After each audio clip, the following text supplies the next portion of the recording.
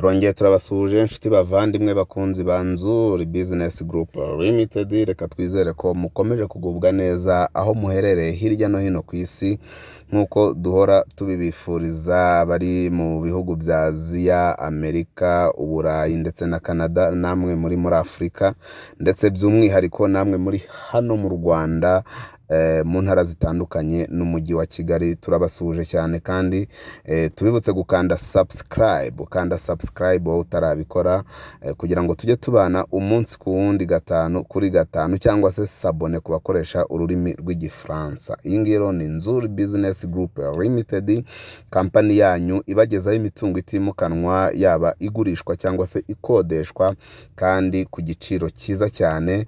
Nitwe tubarangira imitungo itari mu bibazo, itari mu manegeka, itarimo litije iyo ari yo yose, ariko kandi ni natwe tubaha abakiriya mu gihe cya vuba cyane. Si ibyo gusa, kuko tubasha no kumanaginga imitungo yanyu itimukanwa, tukabafasha kuyibyaza umusaruro, ari nako kandi tububakira amazu meza agezweho. Nyabuneka muze tububakire. Nk'uko rero muri kubibona ku masikrini yanyu, murabona iyi nzu ni inzu nziza ya konoshi, cyangwa se muzo bakunze kwita konoshi cyangwa se tuwatire kashe. Ikaba iri hano mu mujyi wa Kigali rwagati, muri quartier ikunzwe cyane ya Kibagabaga. Iyi nzu iri Kibagabaga kuri kaburimbo, neza neza neza neza. Ibyo biti mubona ni bya bindi biba biteye kuri kaburimbo. Iyi nzu reka iri Kibagabaga hafi y'ibitaro bya Kibagabaga.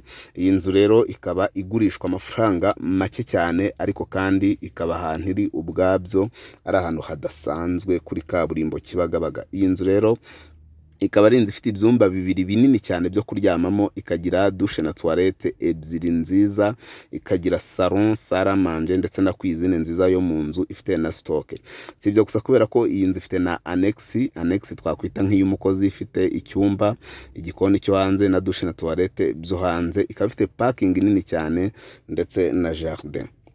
Inzu rero ikaba iri kugurishwa amafaranga atari menshi ugereranyije n'ibiciro bya hari ahantu. Irashaka miliyoni 75 z'amafaranga y'u Rwanda, ndetse ziganirwaho miliyoni 75. Nyabuneka Kibagabaga kuri kaburimbo, n'ikibanza ubwacyo ntago bayemera, kuko iki kibanza ubwacyo gikwiriye nka miliyoni 150 cyangwa 200. Ni bya bindi ngo ukene ufite itungo rikakugoboka. Kuri miliyoni 75 iyi nzu irabi yawe, kandi uze tugukaturize, hanyuma iyi nzu uyitware. Ndagira nkwibutsa yuko iyi nzu yinjiza amadolari 600 ya buri kwezi. Amadolari 600 buri kwezi, ni ukuvuga hafi ibihumbi 900 bya buri kwezi. Niyo mafaranga iyi nzu yinjiza. Abazi gukuba ufate 600 ukube n'igihumbi 435 cyangwa 40, murasanga ari hafi rwose ibihumbi 900 bya buri kwezi. Kuri miliyoni za 75 ziganirwaho, ukajya winjiza ibihumbi hafi 900, ndetse uko idolari rizamuka ni nako izagenda izamuka ikagera no muri miliyoni cyangwa karenga.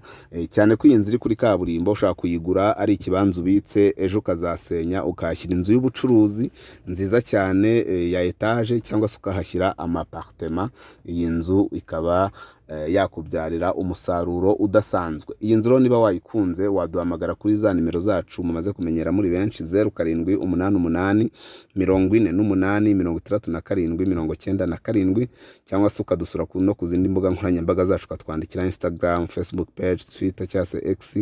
Hose twitwa Nzuri Market. Komeza ukande subscribe cyangwa se sabone, tujye tubana umunsi kundi gatanu kuri gatanu. Kora share, kanda kukazogera, ndetse inshuti n'abavandimwe nazo zijye zibona ibyiza byose tubagezaho umunsi ku wundi. Iwacu rero muri Nzuri Business Group Limited, umukiriya ni umwami. Turabakunda cyane. Ciao ciao.